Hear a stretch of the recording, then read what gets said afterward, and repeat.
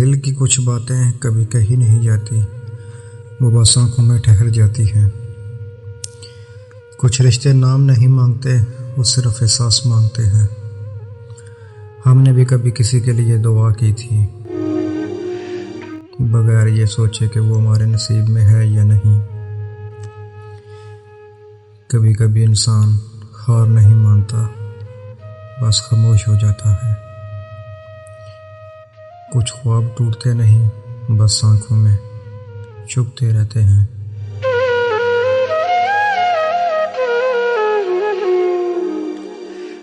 यादें भी कितनी अजीब होती हैं ना, जितनी दूर करो इतनी करीब आती हैं।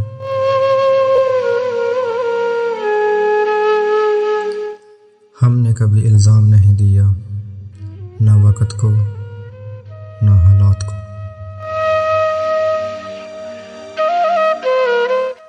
बस अपने दिल को समझाया कि हर चाहत मुकम्मल नहीं होती।